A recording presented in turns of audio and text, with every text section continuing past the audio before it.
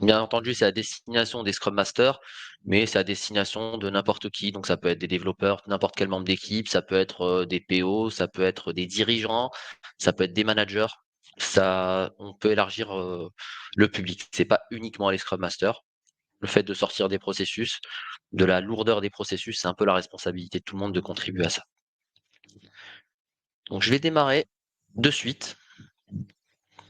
Donc le titre, c'est Scrum Master, sortez du labyrinthe des processus. Je vais essayer de traiter la question en bon agiliste en 4-5 étapes. Donc, première étape, ça va être l'ouverture, je vais me présenter. Deuxième étape, je vous présente les faits, un peu comme dans une rétro, je vais vous présenter les faits. Donc, qu'est-ce qui se passe, qu'est-ce qu'on observe? Un peu comme dans une rétro, quand vous démarrez, vous avez les bons, ce qui s'est bien passé, ce qui s'est moins bien passé, ou ce qu'on a envie de continuer à faire, ce qu'on veut arrêter de faire, ce qu'on veut commencer à faire. Donc ça, c'est les faits. Ensuite, j'ai essayé d'avoir une lecture des causes. Pourquoi est-ce qu'on en est arrivé là? Pourquoi est-ce qu'on en arrive là, en général? Et enfin, je vous propose un certain nombre d'actions. Et c'est à ce moment-là que je vous attends avec vos propositions, si vous en avez. Ça peut être super intéressant pour le reste des personnes dans le webinaire et puis même pour le replay, d'avoir des actions que vous proposerez. Et puis une petite conclusion pour fermer cette discussion. Donc, avant de commencer, je me présente. Je m'appelle Mohamed. Je suis coach agile depuis un peu moins de 2 ans aujourd'hui. J'ai navigué dans les équipes pendant plus de 10 ans. Donc, j'ai été notamment, j'ai fait du business analyst, du test, de la chefferie de projet. J'ai été Scrum Master pendant un certain temps aussi dans les équipes. Donc, ça c'est pour en gros. Donc, je l'ai vraiment vécu. J'ai vécu l'avant agilité, donc beaucoup de cycles en V sur des projets d'envergure. Et j'ai vécu l'après agilité, passage à Scrum, etc. en tant que membre d'équipe. Et c'est ça aussi qui m'a amené à faire ce constat de lourdeur des processus. Et c'est pour ça que j'ai un peu cette sensibilité de toujours vouloir engager les équipes et de penser la transfo comme un produit pour les équipes et pas juste des processus qu'on met en place. Donc je vais commencer sans plus attendre par les faits. Donc les faits, c'est que aujourd'hui, j'arrive en formation, admettons, je donne des formations autour de Scrum, Safe, introduction à de l'agilité, du PO, des choses comme ça. Et donc comme d'hab, on commence par un tour de table. Heu, Qu'est-ce que vous faites? Qu'est-ce que vous attendez de cette formation? Et quelle est votre est-ce que vous travaillez en agile? Quelle est votre expérience en agile? Il y en a qui ont jamais bossé en agile, il y en a qui aiment pas du tout, il y en a qui sont là, ils sont obligés d'être là parce que leur manager les a envoyés. Puis il y a ceux qui bossent déjà un peu en Scrum ou en Safe et cetera. Donc on fait, des daily, on a un backlog produit, un backlog de sprint, on déroule, on fait des sprint review, ainsi de suite. On a un Scrum Master, un PO, tout ça. OK. Bon, bien, très bien. Et donc à ce moment-là, j'aime bien demander: qu'est-ce que ça vous apporte? Est-ce que ça marche pour vous? Est-ce que c'est quelque chose qui fonctionne? Tous ces trucs en plus, est-ce que ça apporte quelque chose? Et là, il y a différents types de réponses. Il va y avoir, le mec optimiste qui va me dire, «Bah, c'est super, c'est sympa, il y a bonne ambiance, c'est cool, c'est sympa». OK, très bien. Vous avez aussi, celui qui est un peu le faillot, tu sais, on va l'appeler comme ça. «C'est super pour le management, ça donne de la visibilité, c'est cool, le management sait où on en est» et cetera. Vous allez aussi avoir, l'optimiste ou parfois le coach agile aussi qui va vous dire, tu sais, «L'agilité, le changement, ça met du temps, faut attendre. On commence à peine, faut démarrer. Les gars, ça fait 5 ans qu'ils font la même chose, mais il faut attendre encore». D'où la petite image humoristique à droite. Et puis vous avez aussi le râleur, celui qui en peut plus, qui en a plus rien à foutre et puis qui va vous dire: «Moi ça marche pas, ça c'est encore pire qu'avant, ça fonctionne pas». Donc là, vous vous rendez compte que c'est un petit peu mitigé, les réponses sont un petit peu mitigées. C'est pas limpide, on sait pas trop si ça apporte quelque chose. Pour ceux qui sont contents, on sait pas trop factuellement si ça apporte quoi que ce soit. Et puis, il y en a qui sont clairement pas contents. Et donc ça nous amène à mon constat, ce à quoi j'ai pensé, donc dernièrement, c'est que j'ai vu que McKinsey s'intéressait, donc l'article il date de cet été, le 17 août. Vous pouvez le voir tout en bas, en tout petit, tout en bas à gauche. Donc McKinsey s'intéresse maintenant à la productivité. Donc déjà, il faisait des audits. Maintenant, il s'intéresse à la productivité des développeurs. Et donc, je me suis posé la question de est-ce que c'est une bonne ou une mauvaise chose? Je ne sais pas si vous avez eu le temps dans un des posts, je ne sais pas si vous avez eu le temps de regarder l'article, mais en gros, McKinsey va proposer à différents niveaux, donc à niveau système, à niveau équipe et à niveau individuel, différentes façons de mesurer la productivité. Donc, il s'inspire un peu de choses qui existent déjà, Space, les Dora métriques, etc. Et il propose des nouvelles choses, des nouvelles pistes pour mesurer la productivité d'un développeur. Donc c'est bien, c'est pas le sujet d'aujourd'hui, on va parler des processus surtout aujourd'hui, mais on peut le voir de différentes manières. Ça peut être une bonne chose, donc se dire qu'on va essayer de mesurer des choses, c'est quand même pas mal. Ça peut être positif, si la mesure, c'est pas du finger pointing, on flique les gens avec des mesures. Et on peut aussi le voir de façon négative, c'est-à-dire qu'on est entre êtres humains, on n'a pas besoin de tout mesurer, tout quantifier, on n'est pas des robots, et ainsi de suite. Le fait est qu'aujourd'hui, McKinsey s'intéresse à la productivité des développeurs. Donc ça, pour moi, deux choses. C'est à la fois une bonne et une mauvaise nouvelle. C'est une bonne nouvelle dans le sens où s'ils s'intéressent à la productivité des développeurs, c'est qu'il y a un marché, il y a quelque chose à faire, il y a un vrai besoin, il y a un vrai pain point du côté des entreprises. Et en général, ils ne perdent pas du temps à aller là où il n'y a pas trop de besoin. Donc il y a un gros besoin d'améliorer la productivité. Ça, c'est la bonne nouvelle. Donc, en tant que Scrum Master, vous êtes pile là où il faut être. Après, la mauvaise nouvelle, c'est qu'on se met à mettre en place de la mesure. Donc, qu'est-ce que ça veut dire? Ça veut dire que vous pouvez plus juste venir faire des Legos, coller des post-it, rajouter des réunions aux gens, et puis c'est bon, c'est réglé. On essaye de voir maintenant, on va essayer de voir si ça sert vraiment à quelque chose, ce qu'on est en train de faire. Et c'est vraiment, je trouve qu'il y a un tournant en ce moment. Déjà, le marché est de plus en plus tendu, et puis les clients, ils demandent de plus en plus de résultats. Pourquoi est-ce que je vous en parle pour les Scrum Masters? Pourquoi est-ce que c'est important? C'est parce que je vous ai mis une petite citation enfin un extrait du Scrum Guide tout en bas pour insister parce que c'est pas forcément bien compris partout que le Scrum Master il est responsable d'améliorer l'efficacité de l'équipe. Donc ça a été écrit noir sur blanc dans le Scrum Guide. Ça c'est votre rôle si vous êtes Scrum Master. Et en aucun cas, c'est quelqu'un qui va venir faire la police de Scrum, la secrétaire ou l'administrateur Jira ou quoi que ce soit. Donc le rôle du Scrum Master, c'est d'améliorer l'efficacité de l'équipe. Et donc c'est là où McKinsey qui s'intéresse à la productivité, il y a un lien très très étroit avec le rôle de Scrum Master. L'idée, c'est qu'aujourd'hui, on ne peut plus mettre en place des processus sans que ça serve à quelque chose. C'est un peu l'idée. Autre constat, on avait dit au départ, quand l'agilité a démarré, ça c'est un constat que Alistair Cockburn, un des co-signataires du manifeste agile, a fait régulièrement dans une conférence qui est assez connue, qui s'appelle Art of Agile. Il fait le constat qu'à la base c'était des méthodes légères, qu'au départ on avait dit méthode légère, mais qu'aujourd'hui on s'en éloigne de plus en plus. C'est-à-dire qu'à la base on avait dit, je vous cite le manifeste agile. Pour certains, c'est un peu has-been, mais pour moi, ça n'a pas trop mal vieilli. Il y a des concepts qui traversent le temps. Donc, individu-interaction plutôt que les processus et les outils. Donc ça, c'est pas forcément ce qu'on voit partout. On se rend compte que maintenant, dans les équipes, les personnes, elles sont de plus en plus au service des processus, des outils, qu'elles courent de réunion en réunion. On constate aussi que le principe de la simplicité, donc l'art de minimiser la quantité de travail inutile, on l'a perdu. On se met à faire de plus en plus de réunions qui servent à rien, on rajoute un processus sur un processus sur un autre processus, et donc on a perdu cette notion de simplicité. On a des rôles pour tout, et ainsi de suite.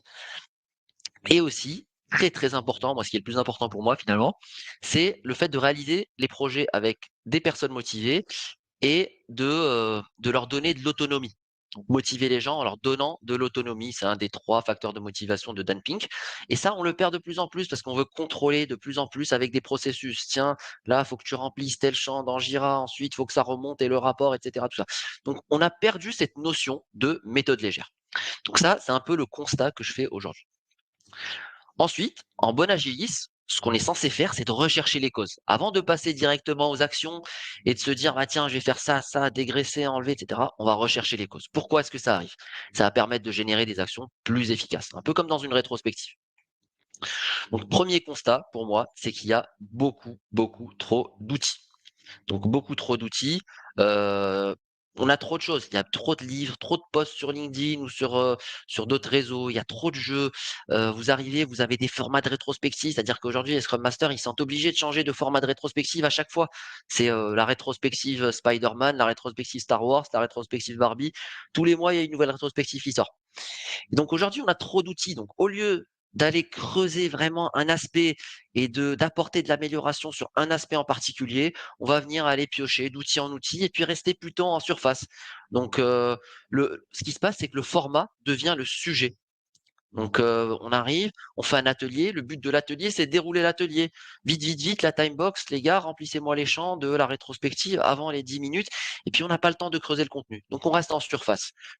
Premier fait, première cause, pardon, pour moi, selon moi, c'est qu'on a trop de choses, trop d'outils à disposition. Du coup, on se disperse sur les outils et puis on va pas en profondeur. Qu'est-ce que ça fait? Bah, forcément, pas de résultat. Les Scrum Masters sont perdus, ils savent pas trop, ça marche pas, je comprends pas trop. Puis dans les équipes surtout, et puis du côté des dirigeants qui les embauchent, ben on n'y croit plus trop. Les changements, ça s'enchaîne, c'est-à-dire on a fait du Scrum, on a fait du Safe, ensuite on a changé, puis le nouveau coach est venu, il a mis de nouveaux. Il y a une espèce de lassitude qui s'installe, les gens n'y croient plus. C'est le 40e changement en 5 ans, on n'y croit plus. Donc les équipes, elles sont lassées parce que on va pas en profondeur, on résout pas vraiment les problèmes. Deuxième chose, deuxième cause pour moi, c'est le fameux cargo culte. Donc le cargo culte, très rapidement, c'est Seconde Guerre mondiale ou peut-être même avant, il y a des tribus dans le Pacifique qui voient arriver les avions décoller, ils veulent faire pareil. Donc ils créent des avions en bois ou en paille, des trucs qui ressemblent vraiment à des avions. Puis ils s'attendent à ce que ça vole. Puis ils attendent, ils sont là, ils sont assis, et puis ils s'attendent que le machin qu'ils ont construit, il vole. Bien évidemment, ça part pas parce qu'il n'y a pas de moteur. Dans les transfos agiles, c'est un peu pareil. Des fois, il manque le moteur. On met en place des réunions. Tiens, lui, il est Scrum Master, lui, il est PO, lui, ci, lui, ça. Mais il manque le moteur. Qu'est-ce que c'est le moteur? On y reviendra après. C'est tous les principes de base de faire collaborer tout le monde, impliquer les équipes, faire de l'amélioration continue et puis surtout aller au fond des choses. Moi, si vous voulez, le, l'ambiance agile que j'ai le plus vécu, c'est un peu bête de dire ça, mais c'était dans des équipes qui n'étaient pas forcément en Scrum ou quoi que ce soit. Je démarrais à peine depuis 2 ans, j'avais 25 ans, on nous mettait de suite en face des clients, c'est-à-dire il n'y avait personne entre nous et les clients. On bossait en binôme. Daniel, si tu m'écoutes, si tu es là, c'était top, c'était super, c'est éclaté. Donc on bossait en binôme et puis on avait une espèce de sentiment de responsabilisation parce qu'on avait vu le client, on bossait en binôme, on se sentait obligé d'aller et puis de délivrer, d'améliorer le produit, de satisfaire le client et ainsi de suite.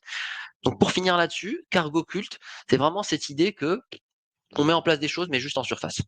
Il y a aussi l'idée de one size fits all, c'est-à-dire qu'on prend les équipes et puis on essaye de leur mettre des trucs des années 90, les story points, un truc qui a été créé par Ron Jeffries dans les années, je sais plus, 90 ou 80, et on essaye de l'appliquer un petit peu à tout le monde. Et on se dit, bah, ça va marcher pour tout le monde. Non, on va pas tous faire des estimations, de la planification avec des story points. Ça marche pas pour toutes les équipes. Donc ça, c'est un petit peu une des causes aussi à cause desquelles ça fonctionne pas. Donc, ensuite, une autre cause que je vois, c'est une lecture personnelle, c'est qu'il y a de plus en plus de rôles. Donc, le PO, le Scrum Master, le RTE, le PM, le truc, etc. Puis des couches hiérarchiques. Puis le truc, c'est que à chaque rôle qu'on va créer, on va créer des canaux de communication. Et donc, qui dit canaux de communication, dit processus. Donc là, lui, il va vouloir synthétiser un petit peu ce qui vient au-dessus. Donc, pour synthétiser en dessous, pour synthétiser tout ça, ben, je vais avoir besoin d'un processus, de faire une réunion. Et puis lui, il va avoir sa réunion à lui. Et ainsi de suite. Lui, pareil, sa réunion à lui. Et puis ainsi de suite. Donc, la multiplication des canaux de communication, de la hiérarchie, des couches, etc., ça va forcément, à vie personnelle encore une fois, créer des processus, créer de la lourdeur, puis encore une fois, encombrer l'espace, la charge cognitive des équipes, les encombrer, et puis les empêcher de travailler. Et puis surtout, moi ce que je pense réellement, c'est qu'il y a un vrai sujet avec les dépendances. Donc là, on est sur quelque chose d'un peu plus classique dans la littérature agile. Les dépendances, c'est ce qui fait qu'on va avoir aussi des processus. C'est-à-dire que si vous avez des équipes avec plein de dépendances entre elles, encore une fois, on met un canal de communication et encore une fois, il faut sortir un processus pour gérer la dépendance. Donc là, vous allez avoir par exemple l'équipe qui fait l'équipe métier, l'équipe des développeurs, l'équipe test, l'équipe de mise en prod, etc. Donc de la dépendance sur les compétences. Là, bah, au moindre petit changement de planning, au moindre changement de priorité ou de planning, bah, il va falloir coordonner toutes ces équipes. Et pour les coordonner, bah, on va avoir besoin d'un processus. Donc pareil pour les compétences, les dépendances technico-fonctionnelles. À chaque fois qu'il va falloir gérer une dépendance entre l'équipe qui fait tel domaine et l'équipe qui gère tel domaine et que on va dire les applications sont fortement couplées, bah forcément, on va dire que ça va foirer la première fois et comme ça foire, on loupe une dépendance, bah on va mettre en place un énième processus. Et puis pareil, on va avoir de la dépendance sur les expertises des uns et des autres. Donc on va encore mettre en place un processus style de la revue ou du coup de tampon, des choses dans ce style-là. Donc qui dit dépendance dit on va avoir un processus en plus. Pensez vraiment, juste au cas tout bête, on change de priorité. je veux changer quelque chose, est-ce que j'ai besoin d'aller vers différentes personnes? Et si j'ai besoin d'aller vers différentes personnes, bah, dans ce cas, forcément, je vais mettre en place de la réunion, de la lourdeur, et cetera. Et donc pour finir sur ma petite recherche de cause, ce que je voulais vous dire aussi, c'est que souvent, ce qu'on observe, c'est que la solution devient le problème. C'est-à-dire que, admettons, je prends un exemple qui serait un daily qui fonctionne pas, ben, on n'arrive pas à s'aligner pendant le daily, à voir si on est à l'heure ou à la bourre, on n'arrive pas à lever les blocages pendant le daily. Qu'est-ce qu'on va faire? Bah, en plus des daily, on va mettre en place un weekly pour faire, pour faire le suivi. Parce que le daily, on n'a pas réussi à faire le suivi, on n'a pas levé les retards. On va mettre un weekly et ce weekly, on va voir si on a des retards. Et si le weekly ne marche pas, bah, qu'est-ce qu'on va faire? On va rajouter un rapport pour voir si on est en retard avec des sections, des templates, et cetera, pour dire aux gens: «Bah, tiens, annoncez les retards ici, dans la petite case ici, annoncez, l'avancement ici», et cetera. Puis on revient à des choses qui existaient avant. Donc on essaye de solutionner des problèmes, un délit qui marche pas, en rajoutant des process. Et donc plus vous rajoutez ces process, moins les équipes ont le temps de bosser, moins les équipes ont le temps de bosser, moins elles sont et moins en plus elles sont responsabilisées, et moins elles vont faire le suivi d'avancement et plus il y aura de retard et ainsi de suite. Et donc on va aller dans plus de process, encore de plus en plus de process, et ça fait effet boule de neige. C'est-à-dire le process marche pas, au lieu de se dire ça marche pas, on va essayer autre chose que de rajouter un process, bah on rajoute du process et ça grossit et encore une fois ça fait effet boule de neige. Donc ça, c'est un petit peu les différentes causes que je vois. Donc je vous récapitule un petit peu avant de passer aux actions. N'hésitez pas à utiliser le chat pour des questions, pour mettre vos remarques, peut-être des causes que vous voyez vous aussi. Donc pour moi, trop d'outils à disposition. Donc en tant que Scrum Master, dirigeant, manager, ce que vous voulez, on est là, hop, on pioche un peu dans tout. On est tenté juste d'utiliser les outils, de les manipuler, parce que on veut se former dessus, parce que ça, c'est joli, ça fait joli. Par exemple, utiliser un Miro ou un mural avec des choses bien faites, et c'est joli. Mais si ça apporte rien, pourquoi? Donc, alors je dis pas qu'il faut pas aller se documenter, apprendre plein de nouvelles choses, avoir une énorme boîte à outils en tant que Scrum Master pour pouvoir proposer ce qui va bien. Là, c'est vraiment cette espèce de buffet qui est trop grand et puis on pique un petit peu dans chaque plat et puis ça reste en surface. Donc, on a l'espèce de cargo culte. Donc, on se dit, bah, on a tel et tel problème. Ok, bah, mets en place safe. Et une fois que tu as mis en place les processus, les rôles, les artefacts, les événements, ça apporte pas grand chose. Donc, ça, c'est cargo culte. One size fit all, c'est un peu la même chose. La multiplication des rôles et couches, encore une fois, plus il y a de hiérarchie, plus le canal de communication, plus il va y avoir des processus. Puis surtout, les dépendances. Voilà. Donc, ça, c'était pour la recherche de cause. Là, je vais vous proposer un certain nombre d'actions. Et n'hésitez pas à rajouter vos actions, s'il vous plaît, dans le chat, si vous en avez. Donc là, je cite encore une fois Alistair Cockburn, qui fait un peu ces derniers temps, qui fait un petit peu le tour des conférences agiles, des événements d'ESN, etc., pour parler d'un truc qui s'appelle le Art of Agile, le cœur de l'agilité. Il propose un petit peu un retour à l'essentiel, parce que je pense que pareil que beaucoup de monde, on constate qu'on n'a pas les résultats escomptés, parce que on a oublié les principes de base et qu'on a cette espèce de cargo culte, on balance du processus sans forcément voir à quoi il sert. Donc il y a cette illustration-là. Puis lui, il propose 4 axes: collaborer, livrer, réfléchir, améliorer. Assez simple. Donc moi, ce que je vous propose en action, c'est de revenir vraiment, c'est tout bête, c'est de revenir au principe essentiel, à la base. Pourquoi est-ce qu'on fait de l'agilité? Mon but, quand je fais de l'agilité, c'est quoi? Bah, mon but, c'est d'avoir des équipes qui vont être de plus en plus engagées. C'est de faire d'abord des logiciels de meilleure qualité. Donc mon but, pour faire des logiciels de meilleure qualité, je vais avoir des équipes, d'une part, qui sont de plus en plus engagées. Je vais avoir des équipes qui ont envie, qui prennent des décisions.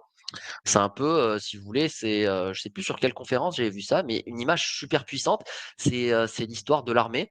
Et vous avez plus ce commandant qui donne des ordres un petit peu à tout le monde et qui décide pour tout le monde. Vous avez plein de petits groupes de soldats qui prennent leurs décisions, qui se débrouillent, qui résolvent leurs problèmes tout seuls. Et c'est un peu l'idée ici, c'est un peu de décentraliser la prise de décision. Ça, c'est pour avoir quelqu'un qui prend des décisions, quelqu'un qui est proche du terrain, qui prend les bonnes décisions. C'est un peu l'idée de base. Puis on a cette idée très connue, je passe rapidement dessus, de développement itératif, d'inspection, adaptation. L'idée selon laquelle on livre des petits morceaux et on s'améliore en continu, d'une part sur ce qu'on livre, donc le produit, et d'autre part sur le processus, ce qui vous concerne aujourd'hui, le fonctionnement de l'équipe. Donc on a cette espèce d'idée d'amélioration continue. Donc l'idée, c'est de se dire, j'arrive, j'ai deux équipes, enfin j'ai une équipe et je veux voir si elle respecte vraiment ses principes. Ou sinon, je mets en place une pratique et je veux voir si on respecte réellement ses principes. Donc des questions qu'on peut se poser, c'est est-ce que j'ai mis en place, mes équipes, elles sont de plus en plus autonomes, de plus en plus engagées? Est-ce qu'elles prennent de plus en plus de décisions? Bon nombre d'équipes aujourd'hui, dites-moi si je me trompe, sont complètement passives et désengagées. Moi, ce que je vois régulièrement, je coach pas mal d'équipes en safe et je vois dans les breakouts de safe, donc les sessions de planification, que c'est juste, peut-être dans les sprint planning aussi, c'est juste les PO et les Scrum Masters qui parlent. Tout le reste en retrait. Donc les équipes, elles sont réellement en retrait. Elles sont plus engagées. Il n'y a plus personne qui est motivé. Elles sont encore plus en retrait parce qu'on leur a mis des rôles et puis ils se disent, bah tiens, moi, c'est Scrum Master qui fait, c'est le PO qui fait. Donc les équipes, elles sont de plus en plus désengagées. Le but ici, c'est l'inverse, c'est de les engager. Autre question qu'on peut se poser, c'est est-ce que je suis capable de livrer de la valeur de plus en plus régulièrement? C'est-à-dire que si vous êtes dans un contexte où vous livrez tous les 6 mois, mais oubliez tout ce qui est safe, Scrum, tout ça. Franchement, vous pouvez vous concentrer sur tout ce qui est CI/CD, livraison continue, etc. Avant de passer à des réunions, à de la review, etc. Si vous êtes incapable de livrer au moins tous les mois, quel intérêt de faire des sprint review pour faire de l'inspection adaptation? C'est pas compatible, ça marche pas. Il y a un prérequis qui va manquer.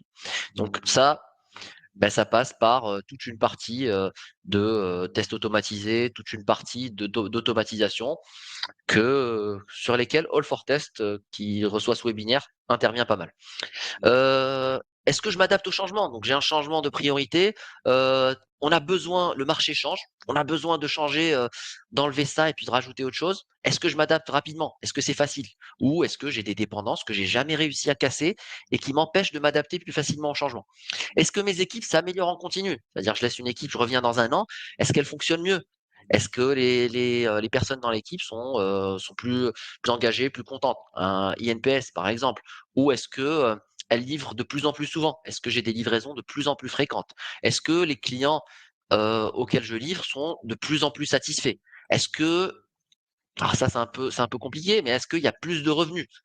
Est-ce que les délais sont plus courts? Est-ce que j'ai réduit mes coûts? Toutes ces choses-là, c'est vraiment les principes essentiels. Donc ces principes essentiels, ça devrait être votre boussole dans le choix des pratiques. C'est pas juste, tiens, cette pratique elle est cool, il y a 14 couleurs et puis un joli tableau, hop, c'est parti. Donc je vous donne des exemples, sans plus attendre, de ce que j'ai personnellement mis en place. Après, si vous avez d'autres exemples, n'hésitez pas à les partager. Donc par exemple, pour moi, le Daily Scrum, c'est quelque chose où on va être là pour, euh, pour voir si le plan, déjà, premièrement, le plan du sprint, il est sous la responsabilité de l'équipe. Donc vraiment responsabilité de l'équipe sur le plan. Et puis je suis là pour voir si ce plan, ben, si je suis à l'heure, si je suis à la bourre, est-ce que j'avais atteint mon sprint goal ou je vais pas l'atteindre? Est-ce que j'ai des blocages? Et donc à un moment donné, dans une équipe avec laquelle je travaillais, il y avait une espèce de lassitude du fameux tour de table avec les 3 questions. Et hier j'ai fait ci, et demain je vais faire ça, et je suis pas bloqué, suivant. Donc on est passé à un truc un peu différent. On a inversé, on va dire on a inversé l'idée. On s'est mis à prendre les items un par un, donc fonctionnalité 1, 2, 3, donc les fonctionnalités une par une, et voir si on est on track pour les fonctionnalités, et puis à la fin se dire est-ce que notre objectif de sprint, est-ce qu'on est à l'heure au vu de ce qu'on a dit aujourd'hui, est-ce qu'on est à l'heure pour l'objectif de sprint, est-ce qu'il y a des blocages, etc. Donc on a inversé, on passait en revue plutôt les items que de faire un tour de table des personnes. Un truc un peu plus, on va dire exotique entre guillemets, c'est j'avais une équipe, on était nombreux, je crois qu'on était plus de 12, au moins 12, 13, 14, un truc comme ça variait. Certes, c'est pas bon, une équipe c'est moins de 10 personnes, mais voilà, c'était comme ça, il y avait pas moyen de le changer, fallait faire avec.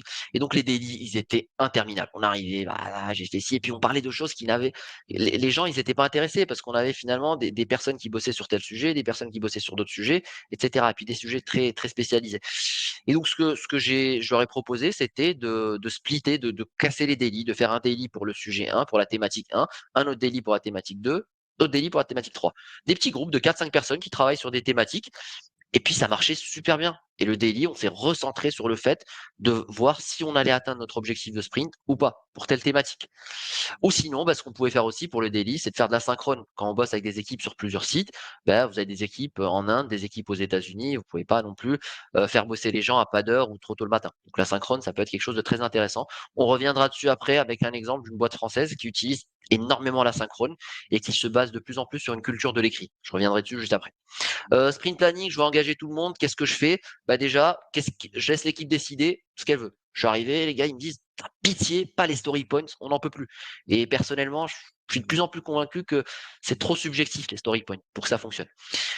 Donc on s'est mis à chiffrer, à planifier avec le nombre d'éléments. Ce qu'on se disait, c'est que par exemple moi, je peux bosser sur 2 éléments en même temps pendant ce sprint. Et donc je prenais 2 éléments, lui il prenait 2 éléments, puis on se mettait sur 2 éléments chacun et puis on voyait si ça passait.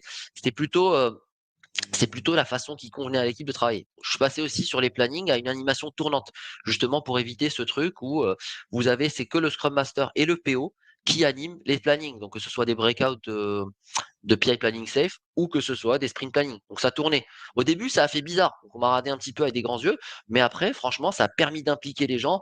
Ils écoutaient de plus en plus. Ils se sont mis à la place du facilitateur, c'est-à-dire qu'ils facilitaient un petit peu le planning, et ça les a aidés à comprendre que il fallait que tout le monde collabore pour que ça soit efficace. Donc ça, c'est un truc de vie ma vie, c'est une espèce de vie ma vie et aussi une espèce de façon d'impliquer les gens dans la planification. On veut que ça soit fait de manière collective. Je passe rapidement sur les autres points parce que je pense que je vais être un petit peu en retard. La rétrospective, un truc que j'ai mis en place, c'est la rétro boîte aux lettres. Donc ça évite aux gens de se réunir et de passer du temps, etc. Tout au long du sprint, on remplit la boîte aux lettres avec ce qu'on veut améliorer, ce qui est bien, ce qui est pas bien. Et aussi, la rétro, le fait de réfléchir, je trouve aussi, ça c'est pas forcément une recommandation, mais c'est un truc que j'ai réalisé. La rétro, je me suis rendu compte que le fait de réfléchir réellement sur les problèmes de l'équipe, ça permet de mieux comprendre le fonctionnement, de mieux comprendre son produit, de mieux comprendre son environnement. Et je me suis efforcé, alors ça a marché ou pas, je me suis efforcé qu'à travers les rétros, on ait quelque chose de productif pour mieux comprendre l'environnement de fonctionnement et pas juste une espèce d'endroit où les gens viennent pour se plaindre et repartent. Donc le fait dans les rétros d'amener les gens à proposer des actions, j'essaye d'amener les gens à réellement proposer des actions, ça les forçait à réfléchir à comment fonctionnait leur environnement. Un exemple, on en a marre de ci, on en a marre de ça, ouais, mais bon, au-dessus de toi, il y a telle entité qui a besoin de telle information à tel moment parce que le client a besoin de telle information. Et ça a aidé les gens à avoir une vue un peu plus globale du système. Je passe sur la suite. Après, ce que je peux vous proposer aussi sur le choix des pratiques, c'est de faire des ateliers collaboratifs pour faciliter un petit peu la participation de tout le monde. Donc là, on a parlé des principes. Une fois qu'on a parlé des principes, super important. Donc, première préconisation, c'est de partir des principes. Et ensuite, ce que je vous propose, c'est de bien distinguer les principes et les fondamentaux des pratiques. Donc, ce qu'on vient de dire, livrer fréquemment, impliquer les équipes, que le client soit satisfait, qu'on s'améliore en continu, toutes ces petites choses-là, d'avoir ces principes-là, d'être intransigeant sur ces principes, ce qu'on appelle la posture haute pour le Scrum Master. Donc là, dans la formation que je propose avec Upskill, il y a tout un volet sur les différentes postures du Scrum Master, où je rentre un peu plus dans le détail, mais là, c'est vraiment l'idée, c'est d'avoir cette posture haute, donc où je suis dur, je suis intransigeant sur les fondamentaux. Les gars, ça va pas. Il faut qu'on arrive à livrer fréquemment, sinon ça va pas. Et avoir une espèce de posture basse de coaching sur les pratiques. C'est-à-dire, les gars, vous connaissez votre environnement mieux que moi, c'est à vous de voir. Ce que je peux vous proposer, c'est, tiens, il y a ça, il y a ça, il y a ça. Vous choisissez, vous voyez ce qui fonctionne le mieux pour vous. Au pire, on teste et on améliore en fonction. Donc, d'avoir cette posture basse sur les pratiques. Et là, les équipes, elles vont chercher vraiment ce qui leur sert au quotidien. Et on va avoir moins toute cette accumulation de pratiques et de principes, processus qui apportent pas grand-chose. Autre chose pour distinguer principes et pratiques, et puis pour être plus efficace, pour se débarrasser de certaines choses, c'est désacraliser un petit peu certaines pratiques. J'ai l'impression que parfois l'agilité va de pair avec story point. Si je fais pas d'agilité, story point, si je fais pas de story point, il n'y a pas d'agilité. Absolument pas. Désacraliser aussi des concepts comme la definition of ready. Alors maintenant, à chaque fois qu'il y a un problème de clarification de user story, le Scrum Master ou le coach, il sort la carte definition of ready. Pas forcément pertinent tout le temps, ça dépend comment c'est mis en place, etc. Donc, faut vraiment faire attention à ce genre de choses. Donc, la definition of ready, par exemple, elle n'existe pas dans le Scrum Guide. Donc, c'est une pratique, ce n'est pas un principe. Idem pour les story points. Je pense que tout le monde le sait aujourd'hui. C'est quelque chose qui n'existe pas dans le guide Scrum.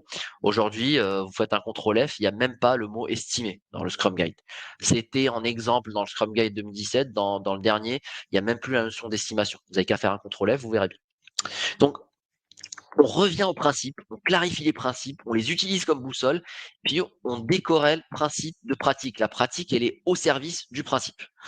Ce que je peux vous proposer aussi pour les process, ce que j'ai fait dernièrement, et qui a marché, moyen, on va dire, c'est de cartographier les process. Donc je suis arrivé, j'ai mis un tableau mural, ce qu'on utilise, et puis j'ai demandé aux équipes, aux différentes équipes, de mettre les différentes étapes de création de valeur. Donc on part d'un besoin, comment est-ce qu'on arrive en production, et les différentes étapes avec les différents processus, avec les différents points de validation, etc.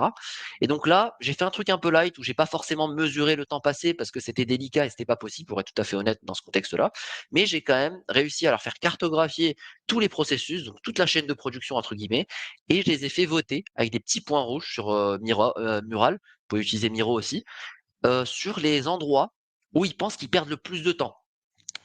Et donc là, en sont ressortis deux, trois processus où on avait besoin de coups de tampon. Et donc, à ce moment-là, ben, on a identifié des processus où les équipes perdaient du temps. Donc, soit les processus, soit vous les enlevez, hop, on vire les processus, soit vous les améliorez. C'est-à-dire, si c'est quelque chose, un exemple, c'est vous avez un board qui se réunit toutes les semaines pour valider le design des API. Ben ça, c'est un truc, c'est une contrainte pour les équipes parce que si tu loupes le coche d'une semaine ou si tu as une remarque d'une semaine à l'autre ou quoi que ce soit, ou s'il y a des jours fériés ou quoi que ce soit, bah, ça décale vraiment toute la livraison. Donc c'est problématique en termes de processus. C'est un processus qui était important pour l'organisation, qu'on n'enlevait pas, mais qu'on pouvait améliorer en faisant des validations online, c'est-à-dire que pas besoin de se réunir, on pousse un ticket de validation, et puis dès qu'il y a une personne disponible, elle valide en fonction d'un certain nombre de critères le ticket. Et ça permet de faire les choses en direct. Voilà. Là, on s'est attaqué, on a clarifié les principes, hop, on a fait de la place, il n'y en a pas 10 000 des principes. Fait de la place, des pratiques, voilà, ça viendra après. On a dégraissé un petit peu le système, on a enlevé tous les processus qui servent à rien, on a amélioré les processus qui étaient trop lourds, qui ralentissaient l'équipe, et on va enfin pouvoir se consacrer au contenu. On va pouvoir bosser, c'est-à-dire que la journée, on a envie de passer le plus gros pourcentage du temps à bosser plutôt que switcher entre les tâches, switcher entre les processus bureaucratiques, les réunions, etc. Là, une fois qu'on a fait ça, on respire un peu. Donc je vous mets aussi cette notion de d'outil qui ne doit pas être le sujet.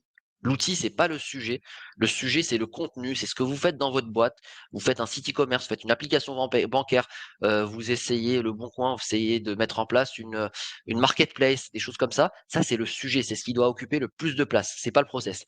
Et c'est tous les patrons enfin tous les leaders, on va dire, des boîtes qui ont énormément de succès de nos jours, ben, ils vont dans ce sens-là. Je vous ai mis les plus connus, ça peut faire bateau. Vous avez le livre du fondateur de Netflix, Reed Hastings. Le titre du livre, c'est La règle, pas de règle. Chez Netflix, ils enlèvent les contrôles, ils rajoutent des processus. C'est un peu l'idée du livre, je vous en parle juste après. Steve Jobs, il y a plus de 25 ans, il y a une vidéo qui tourne qui est plutôt connue où il vous dit que les meilleurs produits, ce qui rend les produits meilleurs, c'est pas le process, c'est le contenu. Vous avez Jeff Bezos qui en parle aussi, qui dit attention, le processus doit servir les clients, sinon ben, ça devient le sujet. C'est ce que je vous disais, il faut pas que le processus devienne le sujet de l'entreprise ou de l'organisation. Et puis bah, vous avez Elon Musk qui est toujours un peu provoque, qui dit que bah, c'est pour les gens pas intelligents de mettre des process. Voilà. Donc en gros, toutes les boîtes, on va dire que toutes les boîtes qui ont du succès aujourd'hui, elles essayent au maximum de placer le contenu bien, bien, bien au-dessus du process. Et donc, ce que je vous propose aussi, c'est de vous inspirer des meilleurs. Donc, j'ai pris une boîte française pour commencer, Alan, qui est, je crois, si je me trompe pas, une licorne, qui est dans le domaine de l'assurance. Et Alan, si vous allez sur leur site, ils font des articles sur leur façon de travailler. Donc, il y a plein d'articles, il y a des choses super intéressantes à regarder. Donc, ça peut marcher pour votre contexte, ça peut ne pas marcher, mais vous pouvez vous en inspirer. Donc chez Alan, ils ont supprimé radicalement les réunions. Ils ont mis en place une espèce de culture de l'écrit chez Alan. Chez Alan, ils ont mis en place une espèce de guide pour prendre les décisions. Comme ça, tout est documenté, tout est écrit. Et c'est top parce que vous évitez de switcher entre les tâches parce que vous avez 10 000 réunions. Quand vous écrivez, ben, vous réfléchissez avant d'écrire. C'est pas juste je viens, je fais le spectacle, je fais une réunion parce que je sais pas trop quoi faire. La culture de l'écrit, elle va permettre à tout le monde de s'exprimer de manière factuelle. C'est super intéressant. Et puis ça va permettre de faire collaborer aussi des gens qui sont à différents endroits de la planète, des gens en télétravail, etc. On enlève des contraintes qui sont pas forcément utiles. Donc ça, c'est chez Alan. Je vous ai mis ici l'article. Vous regarderez en détail, je vous montrerai juste après, où ils expliquent pas à pas la méthode qu'ils mettent en place pour éviter d'avoir des réunions. Comment ils ont supprimé toutes les réunions. Je vous ai mis aussi, j'ai pris en photo un petit peu le livre du fondateur de Netflix, Red Hastings, qui explique comment il est arrivé au fait, il y a toute une démarche avant, au fait d'enlever tous les contrôles, c'est-à-dire tous les processus de validation, et de les remplacer par du contexte. L'exemple dont je me souviens, là, c'est pour les frais professionnels. Par exemple, vous avez des frais de déplacement. Il y a une espèce de guideline, de contexte, de dire, faut que ça soit comme ça. Et puis, il n'y a pas vraiment de politique de validation des frais, etc. C'est juste, suivez les directives. Grosso modo, faut que ça soit pour le bien de la boîte. Si tu prends telle décision, faut que ça apporte quelque chose à la boîte, etc. Et puis les gens, ils bossent avec un contexte. Les validations de vacances, les vacances illimitées, pardon, c'est quelque chose qui se fait chez eux, mais c'est quelque chose qui se fait de plus en plus. Je crois qu'il y a le fondateur de Wallaxy qui s'exprime de plus en plus par rapport à ça sur LinkedIn. C'est super intéressant de regarder un peu comment ils font. En gros, l'idée de ces boîtes-là, c'est de mettre de plus en plus de contexte, de dire, tiens, ce qu'on cherche à faire, l'objectif, la cible, c'est ça. Après, les gars, faites ce que vous voulez, prenez des congés, prenez pas de congés, dépensez, ne dépensez pas, venez au bureau, venez pas au bureau, faut que ça fonctionne. Faut qu'il y ait tel et tel et tel principe qui fonctionne. Et pour pouvoir aider de plus en plus en tant que Scrum Master, vous avez besoin d'avoir une boîte à outils qui est quand même assez fournie. Donc je passe assez rapidement dedans. Ça ne veut pas dire que vous implémentez tout. Non, absolument pas. Ça vous permet de pas juste prendre des trucs basiques que vous avez appris en formation, donc StoryPoint, Burn Down Chart, Velocity, etc., mais de vous ouvrir à d'autres choses et d'être moins dogmatique sur ce que vous avez appris en formation. C'est assez paradoxal, ce que je vous dis là, c'est d'alimenter la boîte à outils, mais pour pouvoir mettre l'outil adapté. Vous n'allez pas mettre un tournevis pour tout et n'importe quoi. Donc le domaine, le domaine du Scrum Mastering ou du coaching agile, il est ultra vaste, ultra dynamique. Vous pouvez vous former sur de la gestion de produits, sur de la facilitation, sur de la technique, sur des théories d'organisation. À vous de choisir ce qui vous intéresse le plus et ce qui a le plus d'impact pour votre organisation. Et après, c'est super dynamique, c'est intéressant, on n'arrête jamais d'apprendre. Donc c'est quelque chose, ça dure une vie. Et donc ça vous permet de proposer des solutions innovantes justement. Quelque chose qui sort des techniques vues, revues et revues des années 90. Les équipes, elles sont déjà testées, elles sont lassées. Dernier item dont je voulais vous parler, c'est les dépendances. Comment est-ce qu'on peut les casser? Je vous laisse me mettre un petit peu, encore une fois, vos propositions, si vous en avez. Pour moi, les dépendances, dès qu'il y a une dépendance, ça crée un processus. J'en discutais hier avec un RTE. Il me dit, il faut que je mette en place un processus parce qu'en fait, si à chaque fois que je change la date ou la priorité, que le PM, pardon, change la date ou la priorité d'un item à faire ou d'un item à développer, ça va m'impacter 10 équipes et puis après, faut coordonner toutes les équipes, etc. Donc là, l'idée, c'est qu'il a des dépendances et qu'il essaye de les coordonner. Donc, il va encore nous rajouter un processus et c'est pas l'objectif. J'ai dit, l'objectif, c'est vraiment de casser la dépendance. Le but, c'est qu'il n'y en ait pas autant au point de devoir créer un processus, des outils pour gérer ça. Donc, premier truc de base pour casser les dépendances, c'est d'avoir des équipes au maximum cross-fonctionnelles. Vous avez toutes les compétences dont vous avez besoin dans l'équipe pour pouvoir délivrer de la valeur. Ça, c'est la base. On ne veut pas avoir l'équipe des développeurs qui fonctionne en Scrum avec l'équipe à côté des testeurs. Ça n'a aucun sens. Donc, j'en parlais avec quelqu'un la semaine dernière dans son orga. Il a l'équipe des testeurs qui est dans son coin. Ça marche pas. Il a des goulets d'étranglement de partout. Ils attendent tout le temps les testeurs et ils peuvent pas livrer fréquemment. Donc, ça n'a aucun sens. Ensuite, pour casser les dépendances, vous savez, vous pouvez créer des équipes autant indépendantes que possible. Donc, je dis pas qu'il n'y a pas de dépendance, mais quand vous avez des features team, il faut qu'elles soient autant indépendantes que possible. Je regarde juste le temps. Je suis un peu à la bourre.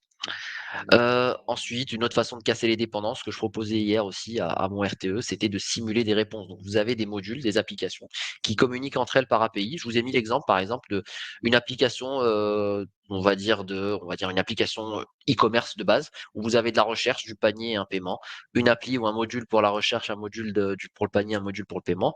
Au lieu que on veut afficher le pourcentage de TVA, par exemple, c'est la fonctionnalité à développer. Donc, au lieu que le paiement attende que le panier développe, qui attend que la recherche développe, on va fournir des exemples de réponses d'API entre les différents modules. Et puis, ça va permettre aussi de mettre en place une espèce de simulation de réponses d'API entre les différents modules. Et ça va permettre à ces trois équipes de progresser en parallèle pour afficher le pourcentage de TVA. Donc là, vous cassez les dépendances, vous réduisez schématiquement, vous réduisez le lead time vous divisez par 3. Voilà, grosso modo, ça c'est un peu mes préconisations, ce que je vous préconise. Donc partir un peu des grands principes, les avoir comme boussole, Peut-être cartographier aussi les processus l'existant, dégraisser un petit peu. Donc quand vous arrivez avec un processus à enlever, ce qui est important, parce que souvent les processus, ils sont mis en place par des décideurs, c'est de pas dire: «Bah tiens, ça sert à rien et on l'enlève, faut qu'on l'enlève». Vous pouvez utiliser un schéma qu'un collègue m'a appris il y a pas si longtemps que ça et ça marche super bien. C'est: je commence par les faits, donc j'ai ce processus qui nous ralentit toutes les semaines de tant de pourcents si possible. Ensuite, conséquence, ben, on peut pas travailler, on peut pas avancer, on est bloqué, le client est bloqué, et cetera. Donc on délivre pas comme il faut ou aussi fréquemment qu'on voudrait. Et proposition, très important, vous arrivez avec une proposition. Ce que je te propose, c'est que ce processus, on le garde s'il est important pour vous, mais dans ce cas, ben, on met en place une validation qui soit asynchrone, c'est-à-dire je te pousse ce que je dois te pousser, et puis toi, en fonction des critères que tu m'as donnés au départ, ben, tu me valides ou pas mon travail. Et puis encore mieux, faire de l'automatisation, des choses comme ça. Donc ça, c'était pour dégraisser. Et puis après, je vous ai parlé des dépendances aussi, de casser les dépendances, parce qu'à chaque dépendance, ben, vous allez avoir à gérer des processus. Ne le faites pas, vous allez devoir le faire. C'est-à-dire que vous laissez votre dépendance, va forcément y avoir quelque chose, un désalignement entre deux équipes, deux entités, va y avoir un problème, impact client, qu'est-ce qui se passe en général? Mettez un processus, comme ça arrive plus. Donc au lieu d'arriver jusque-là, ce qu'on peut faire, c'est de casser vraiment la dépendance à la base, à la racine. Alors, je conclus assez vite et après je prends les questions. Conclusion, toujours garder en tête qu'on veut que le contenu il soit supérieur, prenne plus de place que le process. Votre transfo, ce que vous mettez en place, c'est un produit. Le but, c'est de faciliter la vie de vos, entre autres, de faciliter la vie des développeurs ou des membres d'équipe. C'est pas de la rendre plus compliquée. Vous voulez que votre transfo, votre application, elle soit intuitive, facile d'utilisation, que ça soit pas lourd, qu'on sache exactement quoi faire et qu'on se concentre sur le contenu. Encore une fois, soyez dur avec les principes, souple avec les pratiques. Et pour ça, il faut vraiment distinguer les deux. Donc, c'est pour ça que je trouve que cette formation Scrum Master, elle est intéressante parce qu'elle distingue bien les principes. Donc, qu'est-ce que c'est le framework? C'est quoi le cadre, en gros? Ce qu'il n'y a pas dedans, donc il n'y a pas d'estimation, il n'y a pas de definition of ready, il n'y a pas d'user story, il n'y a pas tous ces trucs-là dans le cadre. On distingue le cadre des pratiques. Donc, distinguez bien le cadre des pratiques et soyez dur avec les principes, souple avec les pratiques. Et surtout, surtout, surtout, engager un maximum de monde dans les équipes. Je finis là-dessus. C'est un truc qui s'appelle la loi de Price que j'ai découverte il n'y a pas si longtemps. Donc, cette loi, qu'est-ce qu'elle dit? C'est que 50% du travail est réalisé par la racine carrée du nombre de personnes. C'est-à-dire que si vous avez 10 000 personnes dans une orga, bah, 50% du boulot, il est fait par 100 personnes. Donc, imaginez si vous arrivez à amener tout le reste, les 9 900 personnes qui restent, de les amener à être un peu plus engagés. Imaginez les résultats que vous pouvez avoir. Se rapprocher du niveau de productivité, d'engagement, de création de valeur de ces 100 personnes.